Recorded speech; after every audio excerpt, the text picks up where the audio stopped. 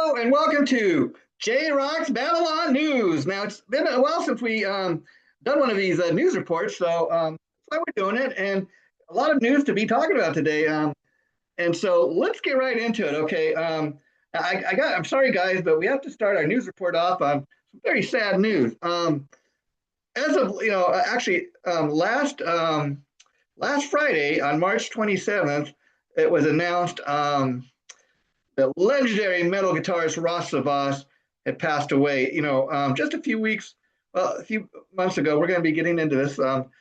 He had announced that he was diagnosed with Lou Gehrig's disease, and so it wasn't a total shock when it was announced Friday that Ross had passed away. But you know, he'd fallen ill and gotten very very sick, and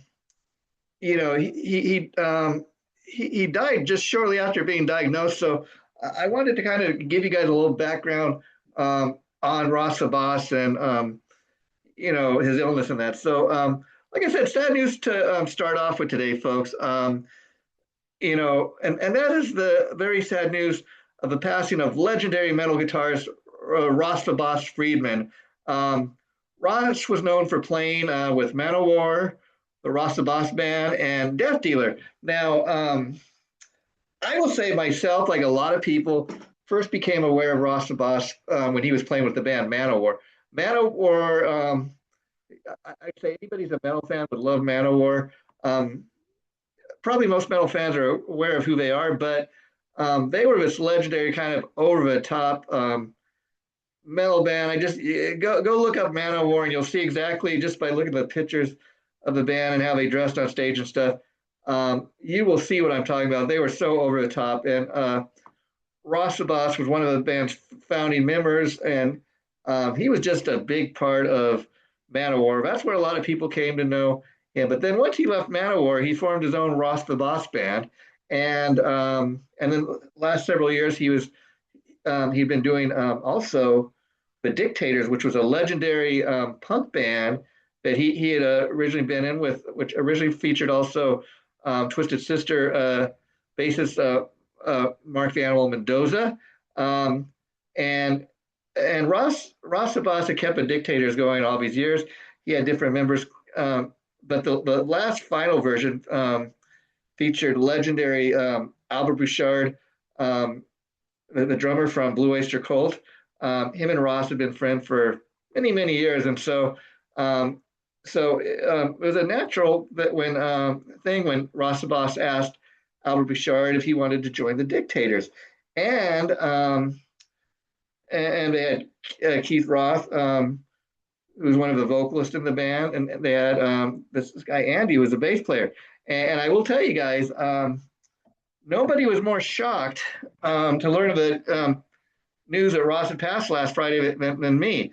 Now, I'm not going to sit here and say that Ross Savas and I were really kind of tight and close friends, but I will say this, that I felt I kind of knew Ross in the sense that I had the opportunity to interview Ross many times over the years. And I've been posting some of the interviews I did with him over here. Now, many of them were, of course, because when I first got started interviewing musicians and bands about 17 years ago, he was one of the first people I ever interviewed. And so initially when I do these interviews with him, I would be interviewing him over the phone. So I'm just talking to the guy on the phone. I had my little digital recorder. I recorded the interview, and I download the audio into my computer, send it off to the guy to post onto a website.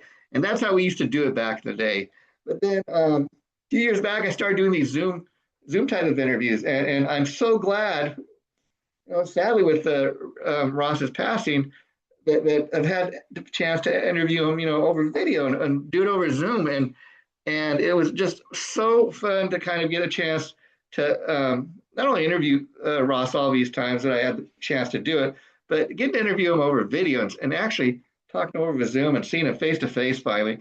And I can tell you, all the times I interviewed Ross Savas, super talented musician, no doubt, legendary career. But you know what? One thing I was always left with every time I got off the phone or finished an interview with Ross Savas, what a super nice, friendly, down to earth guy he really was. That's the one thing again, I never actually had the opportunity to meet Ross the Boss face to face. You know, he's a New York guy. I'm a California guy. I didn't really get to New York too much, but I'll tell you what, folks. Um, I was a big fan of Ross the Boss's music, and I will tell you the thing again.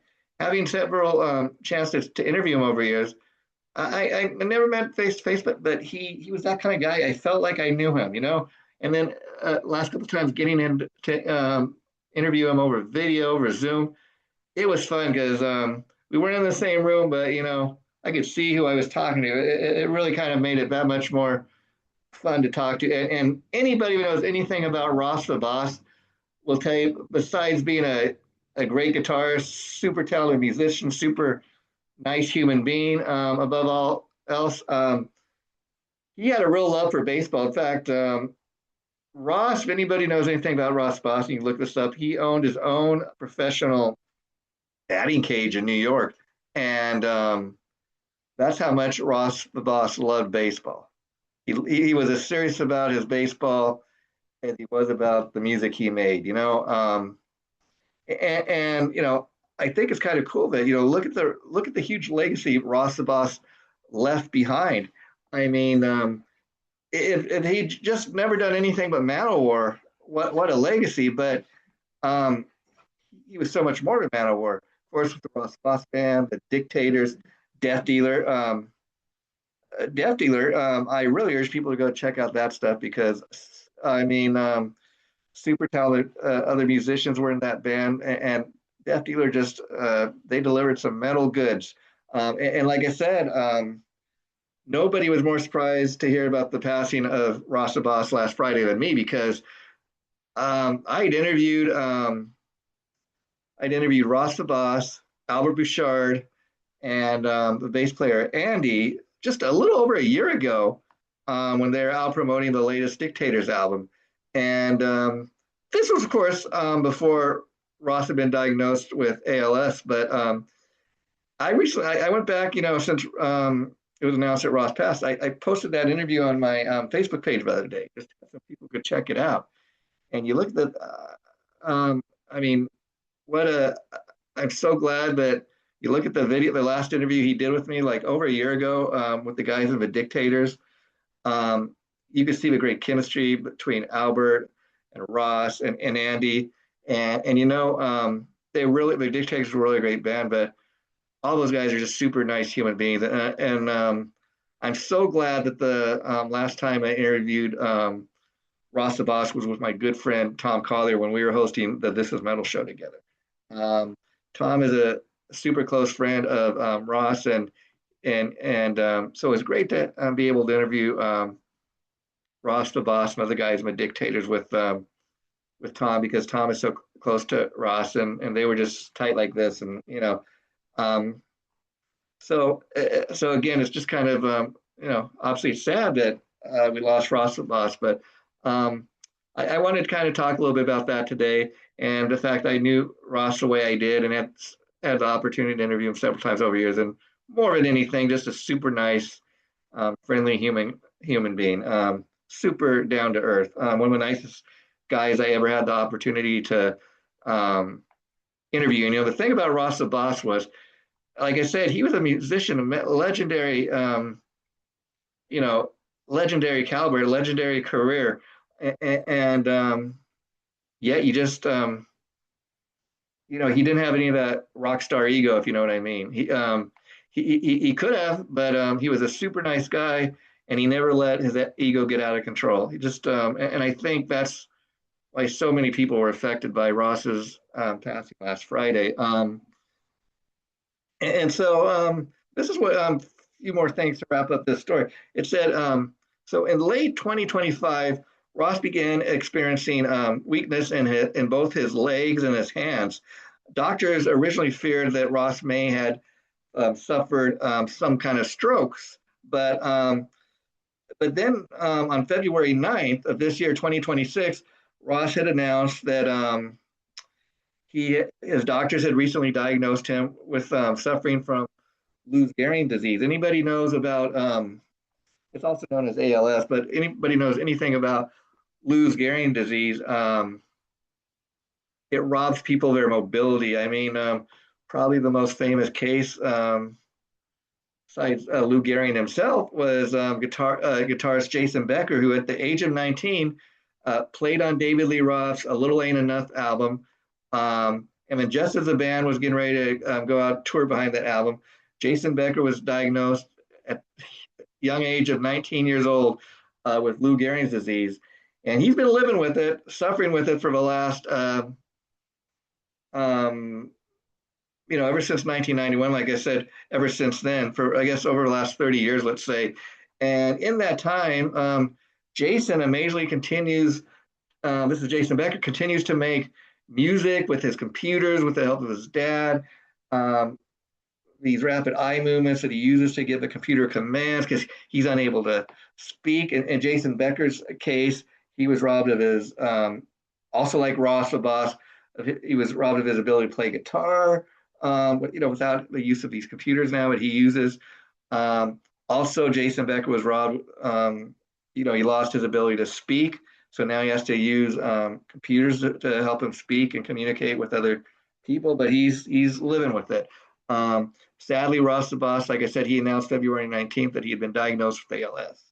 And, just a little over a month later, on March 27th, he succumbs to the ALS. And again, also when Ross the Boss announced that he had been diagnosed with Lou Gehrig's disease, he said that basically it's robbed him of his mobility and his ability to play guitar.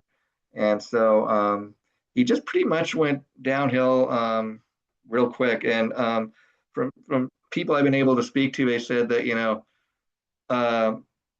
Ross, once he was diagnosed with ALS, it just so quickly progressed in his case. And it affects people differently because I even had a cousin who died in his young 40s. And he once he was diagnosed, he lived about like 3 or 4 years. But then even in his young 40s, it robbed him his mobility. He ended up in a wheelchair. And he eventually succumbed to the disease, my cousin that is. So it's affected people in many, many different ways. Now, okay, so let's kind of change the pace a little. Let's something kind of crazy, but kind of entertaining at the same time.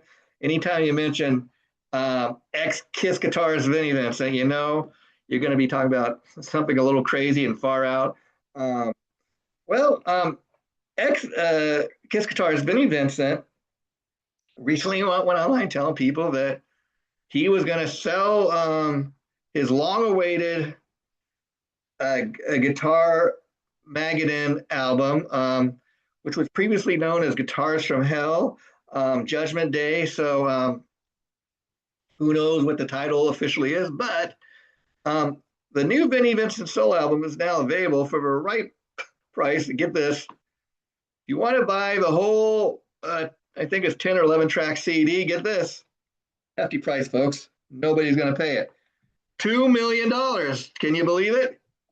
Now Vinnie says he wants to give the fans some options. If you don't want to spend $2 million to buy the whole CD, then what you can do is you can buy the individual tracks for $200 each. Wow, what a discounted price. You've never seen anything like this. So again, Vinnie Vincent does stuff like this because we talk about it. It gets his name in the news, but for crazy things. I mean, I've heard all kinds of other podcasters talking about this and like, what is wrong with this guy? Is he crazy? This is the very reason why the only way Vinnie Vincent could ever release another new album is, you don't see any bands like calling Vinnie Vincent up to join their established band, because you've heard all these crazy stories about what it's like to work with Vinnie Vincent, from everybody from Paul and Gene and Kiss to Carmine Appice. And so Vinnie's got just a horrible reputation of being difficult to work with. I mean, if anybody knows anything about the Slaughter Slaughter story. Mark and Dana, before they went Slaughter, were the Vinnie Vincent invasion, of course. And because of Vinnie's kind of, you know, crazy antics, Chrysalis Records ended up dropping Vinnie Vincent and giving his record contract to his former band members, who then go on to become Slaughter, and they have a much bigger career than Vinnie Vincent has ever had. And so Vinnie Vincent is also one of these people that he's gone online. He doesn't do interviews, but he puts little statements out for people to read online. And he basically said, look, he couldn't understand why people were so, couldn't understand why he wants to charge $2 million for the latest CD. Now, a couple of things with the latest Vinnie Vincent CD. Okay, first of all, this is an album that was originally supposed to come out in 1996. Vinnie ended up releasing like four-song EP, songs that were supposed to be on this album. Guitar Magnet, formerly Guitars from Hell, Judgment Day, whatever. I'm not even sure on the title, but he released a four-song EP called Euphoria. They were kick-ass songs and very much in the vein of the original Vinnie Vincent debut album, and I was a fan of that stuff. But you know what? I'm not going to pay $2 million for any album. I mean, when I think of what I could do with $2 million if I had it, I tell you, if I had a kid that went out and spent $2 million on a Vinnie Vincent CD, I tell you, pull the rest of my hair out, folks. just crazy stuff. But again, why does Vinnie do this? I mean, and then he goes online and he attacks the fans for kind of responding like I am and saying, who would spend $2 million on a CD? And so then Vinnie Vincent said, okay, well, this is the price that I'm offering the CD. It's my work. I can offer it. I can sell it at whatever price I want. It's my work. And you know what? This is the best. This is the best unreleased album that's never come out. And I've got to sell like I got to sell like at least maybe 100 of these CDs to break bank or make any money or make the kind of money what I think I deserved. And if fans don't like it, you know what? Then F the fans, and this album will just remain unreleased, and people will going to be missing out on having the greatest album ever made, the greatest piece of music album that's ever been made. And so again, Vinnie puts out these statements. He doesn't like the way people react, and I'd be totally amazed if even like I'll tell you this, okay? I bought the last two Kiss box sets, Dress to Kill and then the live box set. Oh, each of them over $300. But you know what? Kiss, I know, at least being a diehard Kiss fan all my life, I know Kiss, they deliver the goods. And both the box cases are proof kind of what I'm talking about. I don't know. And first of all, you know what? If I'm going to spend $2,000 on a Vinnie Vincent CD, he better give me like at least half the goodies that I got in the last two Kiss box sets, Dress to Kill and a live box set. Okay, I spent over $300, which is a little pricey for both those box sets. But you know what? All the extra goodies and this, it was something that I didn't have. So I felt like when I bought those two Kiss box sets, I felt like I got my money's worth. Also, okay, Vinnie Vincent, if you're gonna have the gall to try to charge $2 million for a 10, 11 song CD, it was originally supposed to come out in 1996. So if these aren't even, this isn't even a freshly newly recorded album. This album's supposed to come out in 1996. He doesn't tell people that. So it's not like he was in the studio and spent just ridiculous amount of time recording these new tunes. They're not new tunes. They're stuff that was supposed to come out in 1996. Also, Vinnie Vincent, excuse me for saying, but $2 million for a standard CD with 10 or 11 tracks. God, Vinnie, why don't you give me all the unreleased Vinnie Vincent archive stuff that never has seen the light of day that you were planning to put out years ago as a box set that you lied to the fans then, and they never got their box set. So I thought, again, Vinnie Vincent, I'm going to spend $2 million on a CD. you better load me up at least like what they did with the Kiss box set. That's why nobody's ever gonna nobody's interested in a new Vinnie Vincent album. Not at this price. Sorry. Vinnie Vincent to me, his time has come and gone. I can't believe we're still talking about him. Okay, but now time to move on to the next bit of news we have to discuss tonight. Okay, now on March, this is a fun one that I really didn't see coming. Now, you may earlier this year we heard that Twisted Sister was going to go on there after Dee Snider had been kind of talking trash about other bands for going on their farewell tour and then coming back. And after you said, okay, we're retiring, we're never going to do it again. Dee Snider, spent a lot of time bad mouthing these other bands that did that, and he said, "Oh, I would never do that." But then they realized, you know what, 2026 is going to mark the 50th anniversary of Twisted Sister. So we got. I know what I said, but we got to do something to celebrate 50th anniversary of Twisted Sister.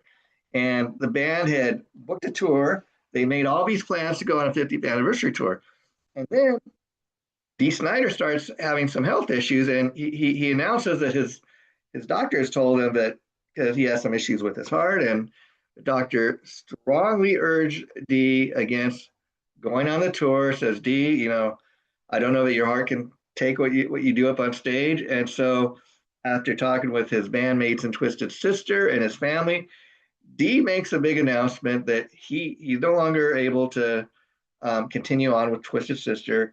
He puts out a statement that he's got these health issues, so he's made the decision to resign as lead singer of Twisted Sister. And the interesting thing was, once they announced this, the band puts out an official statement too. The band now being officially JJ French and Eddie Ojeda, the two guitar players have been there since day one. Now they put out a statement thanking Dee for all his years of service, and they understand he has these health issues. And they basically put out a statement as Twisted Sister initially that we're kind of, Twisted Sister's kind of considering our options. Give us a few weeks to kind of get our thoughts together, and we'll come back in a few weeks and we'll let you guys know if there still could be a future for Twisted Sister. Now I read that and I thought, okay, well, that's kind of interesting. I thought, okay, maybe Twisted Sister without Dee Snider is no longer able to tour. Maybe they can start putting out some, because Twisted Sister's been years since they put out an official album. I think the last official album they put out was the Christmas album. That came out years and years ago. And funny thing about it, I think while many people will sit here believing Stay Hungry was of the band's best-selling album, which it was for many, many years. But once that Christmas album came out, that now tops Stay Hungry as Twisted Sister's most successful album to date. And so that's just another kind of fun bit of trivia regarding Twisted Sister. Now, so again, I thought, okay, maybe Twisted Sister start putting out some product. Maybe they got stuff from their vaults that they could start releasing. Who knows? I really couldn't. I thought, okay, the statement is kind of interesting in that Twisted Sister will let you know in a few weeks what we've decided as far as the future of Twisted Sister. So it kind of left me hanging that, okay, they're not, even though Dee Snider's no longer in band, it doesn't sound like that Twisted Sister's totally decided to kind of hang it up too. So I was waiting to see what the next statement would be. And much to my surprise, it is, actually on March 3rd, Twisted Sister puts out a statement announcing that they have decided to replace Dee Snider with none other than original Skid Row lead singer, Sebastian Bach. Now, this is something I really didn't see coming, but, and I got to tell you, honestly, when I first heard that Dee Snider was no longer Twisted Sister, I kind of, just like a lot of people, thought, you know what? The other guys in Twisted Sister may not like to hear this, but let's be honest here. When most people think of Twisted Sister, they think of Dee Snider. Other guys in the band are equally important. JJ and Eddie have been there, pretty much since day one. They were there even before Dee Snider. But let's be honest, once Dee joined, Dee became the focal point of the band, the front man. He became the principal songwriter. So many people, like even you look at the "We're Not Going to Take It" video and "I Want to Rock" video, you know, um, Twisted Sister. I mean, and even in the video, you get the feeling that Dee Snider is very much indeed Twisted Sister. Um, but again, when March 3rd rolls around, they announce Sebastian Bach's the new lead singer. Well, he's going to go on. So they are going to Twisted Sister now is going to go on this 50th anniversary tour, but it's without Dee Snider, and it is now with Sebastian Bach as a frontman, the lead singer. And you know what? I think it's a perfect fit. Interesting, because again, when I initially hear this, I really couldn't think of. I mean, I'm sure if they went somebody that maybe played in a tribute band or something, they could find somebody with a do a great Dee Snider, but it just wouldn't be the same um, on any level. But Sebastian Bach, he's a Twisted Sister fan. He talked about, I guess Dee Snider approves of Sebastian as his replacement. But Sebastian, I think, can do it. I really, I got to give it to Twisted Sister because this was a hard maybe thing to do. Even the thought of even considering to carry on Twisted Sister without Dee Snider, but I think this is the only way they're going to be able to do it, and good for them. I think too that if you know anything about the history of Twisted Sister, back in 1987, they put out that Love Is for Suckers album, which originally, because the band and Dee started growing tension between Dee Snider back in 1987, the other guys in Twisted Sister. Dee eventually left the band, and Love Is for Suckers, people may not realize, was originally going to be Dee Snider's solo, but then the record company said, no, we're going to put the Twisted Sister name on this. And so that was the final studio album by Twisted Sister. And I think many of the guys, because they kind of like what I said, I don't know if in 1987 they've even considered trying to replace Dee Snider. But I think back then because their record sales had gone down, that they had when Love Is for Suckers didn't sell, the record company dropped them, and so Twisted Sister kind of seen, okay, their popularity was going down back in 1987, and I think they didn't even initially even consider the possibility of trying to do Twisted Sister without Dee Snider. I think in 1987 they made the right decision, but I think what they're doing now, if you're able to get somebody like Sebastian Bach to come in, why not? And I think this is JJ French and Eddie Ojeda's way of saying, okay, we're going to still get to go out there and celebrate the 50th anniversary of Twisted Sister, be without Dee, but it's not because we pushed him out of the band. It's because he's just not able to do it. We've got Dee's blessing, even though we really don't need it. He approves of Sebastian coming in, but also, I guess initially there's a little bit of a fury because I guess initially Dee had offered up, he told JJ and Eddie that he thought the perfect person to replace him was his son, Jesse Blaze Snider, who's also a singer in his own right. And I think, for whatever reason, I think JJ and Eddie thought, well, there's a lot of reasons, maybe nothing against Jesse Blaze Snider, but let's be honest, Sebastian Bach, he's a known entity. I think there's no doubt that he could perform a Twisted Sister material. He's still going to be able to go out there and do his solo touring. It's not going to interfere with that. So, it's just going to even increase his Sebastian Bach's visibility even more, and so that's a great thing. I think they made the right choice. I think too, if nothing against Jesse Blaze Snider, but I think if they were to go that route and have Jesse replace his dad Dee, you'd have the fans like, doing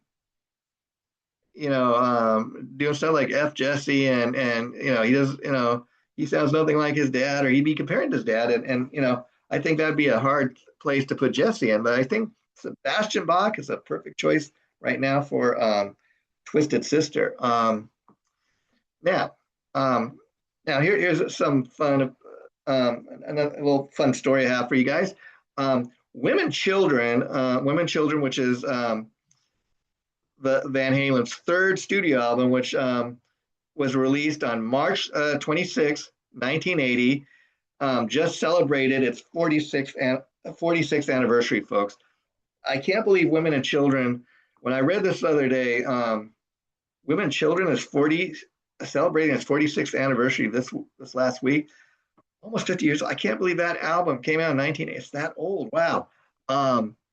Yeah, that's always been one of my favorite Van Halen albums. I mean, it's just got such a great kind of. It's not quite metal, but it's kind of like right between hard rock and metal. It's much probably the first kind of Van Halen that really is kind of getting into like what you would consider heavy metal. So that reason alone, I've always loved the album. This song, I love songs like, "The Cradle Will Rock," "Everybody Wants Some," "Fools." So many great tunes on that song. I always love the album cover too. Where the band just like kind of so united. They were all kind of they looked like they were best friends. We didn't really know at the time what was going on behind the scenes. Um, Nothing really started to kind of really go down until 1981 when they recorded Fair Warning. But this remains one of their greatest albums of all time. And I found out some fun facts I want to share with you guys about Women and Children. Women and Children was the first Van Halen album to consist of all original songs. There was not a single cover tune. Of course, on the very first Van Halen album, Van Halen 1, from 1978, the band's big hit single off that album was their cover of the Kinks' "You Really Got Me." Now, many people like myself at the time when we were hearing that version by Van Halen had no idea that was originally a Kinks song. And I mean, I'll never forget learning that was actually a Kinks song, because all my life I thought of that as a Van Halen song, because Van Halen in 1978, when they covered that song, man, they put their stamp on it, if you know what I mean. People even to this day have no idea that it was originally a Kinks song. That's how Van Halen really put their stamp on it. Now, here's a fun fact for you. One of my all-time favorite songs off of Women and Children First is "And the Cradle Will Rock." And a fun fact about this song is that it has a heavier kind of guitar sound to the song, and that happened because at the time in 1980 when this album was being recorded, guitarist Eddie Van Halen was really getting into learning how to he wanted to incorporate more and more keyboards into the Van Halen sound, and the rest of the band was so against that. So what he did to kind of give it kind of that like heavy guitar sound, he's trying to fool the band. He actually used this thing. It was called a Wurlitzer electric piano, which he plugged in through a Marshall amplifier. That's what kind of gave it that sound, kind of heavy guitar sound. So the band, even though he's playing with these keyboards, which they totally against at the time, he plugged it through Marshall amplifier. It fooled the band into thinking, okay, yeah, it's some kind of guitar effect, but it was really a electric piano plugged into a Marshall amplifier. Wow. And they called it a Wurlitzer. Okay, and it says, and so again, Eddie did that because he's trying to fool the rest of the guys in the band who were so against incorporating keyboards into the Van Halen sound, which is kind of interesting because, a couple of years later, you jump to the 1984 album, 5150, and everything they did with Sammy Hagar in the future for the rest of the band's career, they heavily incorporate keyboards. But I love the way they did it, even you listen to something like "Why Can't This Be Love" off the first album that features Sammy Hagar as the frontman. I'm of course talking about the album 5150. "Why Can't This Be Love"? Great keyboard rock sound, man. That's what remains one of my all-time favorite Van Halen songs for that very reason. So that's kind of so the fact that Women and Children first turns 46 years old. Wow, I feel old. That's all I gotta say, folks. Yeah, okay. And one of my all-time favorite songs, also off "Women and Children First," was "Everybody Wants Some." Yeah, it is exactly what you think I'm referring to. Everybody wants some. I want some too. Just check out that song, man. And I always love the vibe of that song. Great, great party rock tune. Now, Everybody Wants Some, as I was saying, one of my favorite tracks off the album. It for years was a staple of Van Halen's set list for many years, and the song highlighted lead singer David Lee Roth's ad lib bravado and Alex Van Halen's tribal drumming. Now, so anybody that listens to that song, you kind of what Alex is doing on the drums and Dave kind of going crazy, just kind of ad libbing what he does vocally, throughout the track, kind of just coming up with these crazy lines that are featured throughout the song. It really gives the song a special kind of personality, and it's no surprise that like you read Alex Van Halen's book Brothers. In spite of the issues they've had with David Lee Roth over years, you can tell that Alex remains close to David Lee Roth in the sense that Alex has come out and pretty much said that he in spite of whatever differences they had with Dave over here, he feels that they made the best music they made in Van Halen's career was the music they made with Dave. And like in the book, Alex says, when Ed died, Dave was the first one I called. He says, for no other reason that, we grew up together. We made a lot of great music together. Our families knew each other. He said, so just out of respect, Dave was the first guy I called, when Ed passed away. And he's the first guy I talked to about Ed passing. And so, and all these interviews Alex has done since the book has come out, he's made it very clear that that he feels the best music of Van Halen's career was with David Lee Roth, not Sammy Hagar. And there may be some bitter feelings towards Sammy Hagar because of stuff he said about Eddie in his book when it came out a number of years ago. Alex seems to have really no interest in talking to Sammy Hagar ever again. And even though he's no longer working with David Lee Roth, I think in any interviews that Alex has done over recent years, he's made it clear that was his favorite time of the band was with David Lee Roth. And despite their differences, whatever differences he may currently have with Dave, it seems like David Lee Roth at least will always have a special place in Alex's heart. So there's that to be said.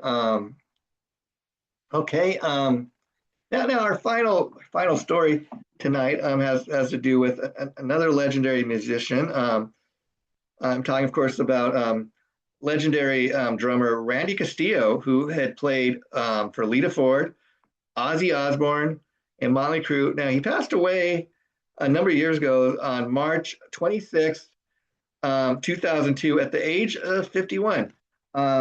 Randy Castillo basically died of a form of cancer. The cancer kind of it spread to his jaw, and it really made him sick. And at one point, he thought that he was in remission, but sadly, like with a lot of people, the cancer came back in a real aggressive way. And once it did, in fact, the last thing that Randy ever did was play on the Motley Crue album that came out in 2000. Of course, I'm talking about New Tattoo.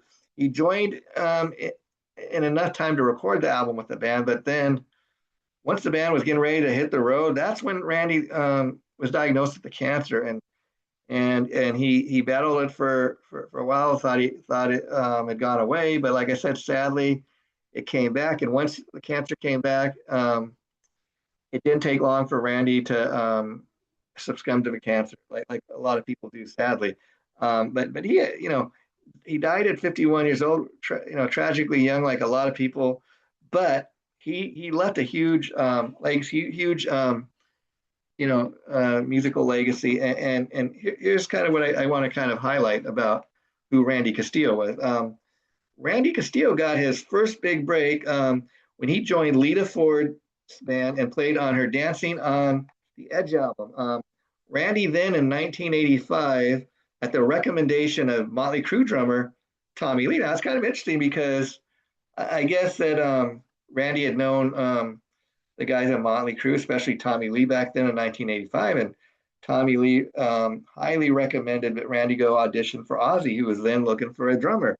And it said that at the time, Randy was unable to kind of go down and audition because he had broken his leg in a ski accident or something, and he got a hold of Ozzy and Sharon and told him that he was unable to audition currently. But then when it came time to audition, he was still his leg was still broken from a ski accident, but he went down and he was even with a broken leg, he was able to audition for Ozzy, and they were so impressed with him that he did, even with a broken leg, end up getting the gig. And they waited for his leg to heal, I guess, before they went and started recording the Ultimate Sin album. So that's some fun facts there. Then it said, yeah, so let's see.